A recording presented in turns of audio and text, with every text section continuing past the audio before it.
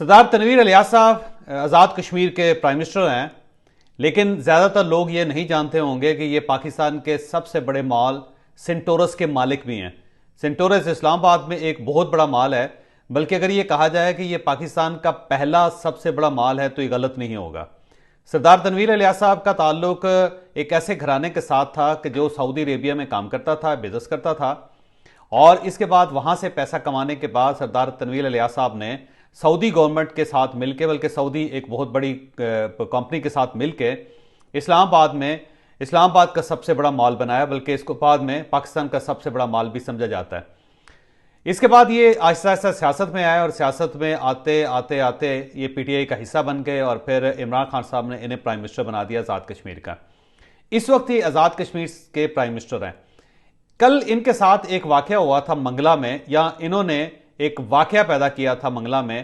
اب وہ جو ہے اس کا نتیجہ بڑا دلچسپ نکلا، جو ظاہر ہے آج سارا دن سوشل میڈیا پہ ڈسکس بھی ہوتا ہے۔ کل prime minister of Pakistan Mangla میں ایک تقریر سے خطاب کرنے کے لیے پہنچے تھے۔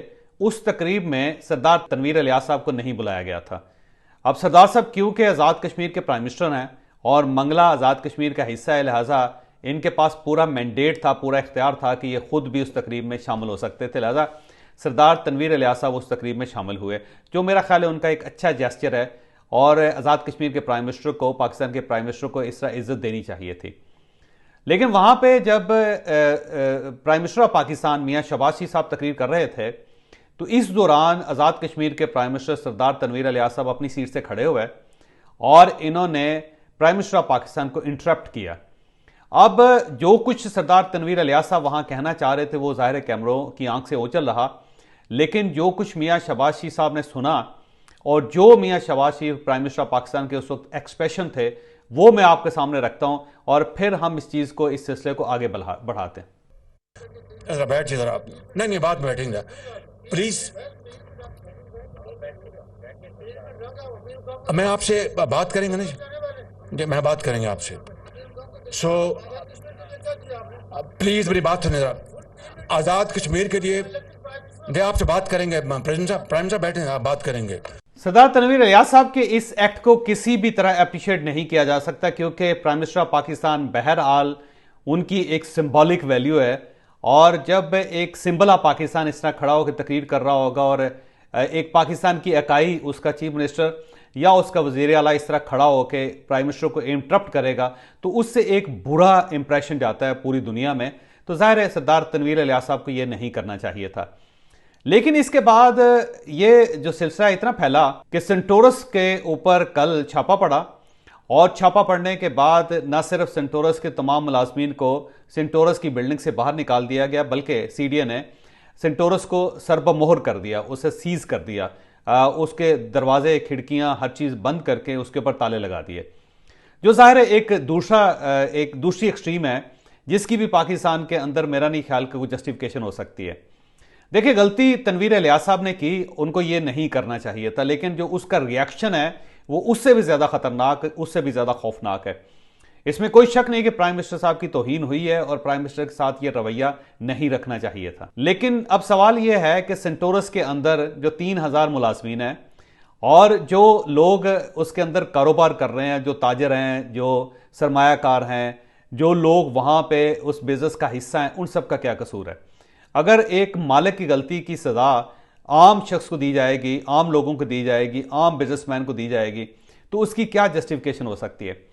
لیکن چلیں، یہ ہو گیا، اور اس کے بعد جو سردار تنویر الیاس صاحب نے ایک پریس کانفرنس کی، اور اس پریس کانفرنس میں جو کچھ انہوں نے کہا، وہ میرا خیال ہے اس سے بھی کہیں آگے کی چیز ہے۔ سردار تنویر الیاس صاحب نے پریس کانفرنس میں کیا کہا تھا، آپ یہ بھی ملاحظہ کر لیں۔ جو میرے ساتھ ملنے کا جو اس کا انداز تھا، اس کا جو رویہ تھا نا، جیسے وہ یہاں پہ چودھری اور جاگیردار، جب اس نے اینڈ کیا تو میرا یہ تھا کہ میں کھڑا ہو کے یہ کہوں گا کہ عزت مآب جناب وزیر اعظم، وردی پرائم منسٹر آف پاکستان۔ لیکن اس کم بیکس نے، چور نے، عقل سے پیدل آدمی نے موقع ہی نہیں دیا، اس نے مجھے ٹوکنا شروع کر دیا۔ اب آپ مجھے بتائیے گا کہ کیا یہ گفتگو سن کے یہ کہا جا سکتا ہے کہ سردار تنویر الیاس صاحب آزاد کشمیر کے پرائم منسٹر کے عہدے کے قابل ہیں؟ کیونکہ کسی بھی طرح یہ گفتگو مناسب نہیں ہے۔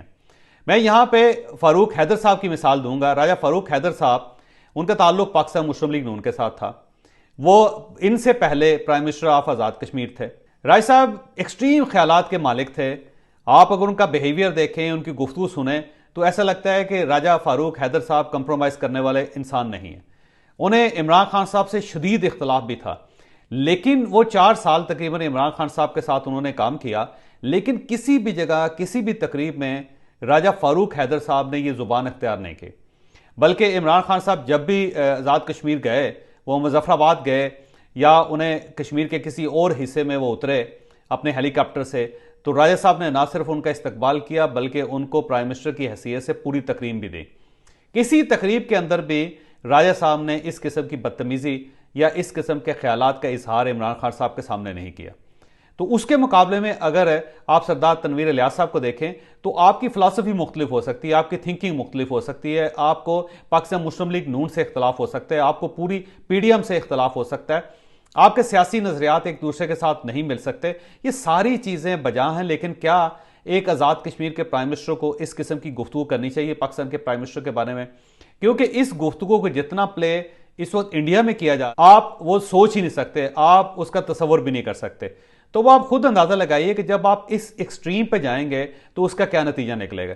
पहली बात तो ये है कि मैं कंडेम करता हूँ सरदार तनवीर इलियास साहब के दोनों एक्ट्स का, कि जब प्राइम मिनिस्टर गुफ्तगू कर रहे थे मंगला में, तो इन्हें वहाँ पे खड़े होकर ये गुफ्तगू नहीं करनी चाहिए। ये अंदाज दुरुस्त नहीं था, ये अंदाज किसी भी तरह सियासी, सफारती और हुकूमती या रियासती नज़र नहीं आता, तो इनको ये नहीं करना चाहिए। तो दूसरा जो इसका रिएक्शन है वो भी नहीं होना चाहिए था कि कारोबार कारोबार है, सियासत सियासत है।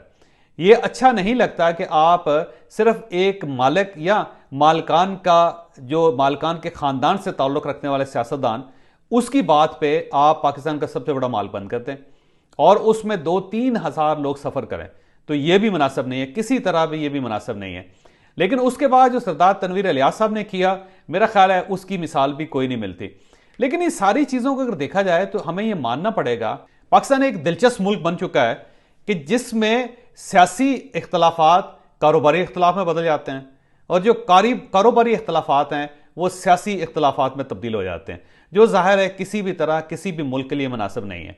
तो मेरा ख्याल ये है कि गवर्नमेंट को भी अपने हॉर्सेस को होल्ड करना चाहिए और सरदार तनवीर इलियास साहब को भी ये सोचना चाहिए कि उन्हें उस लेवल पे नहीं जाना चाहिए कि जहां जाके उनकी इज्जत पे भी हरफ आए और उनके कारोबार और इनका कारोबार भी मुतासर हो।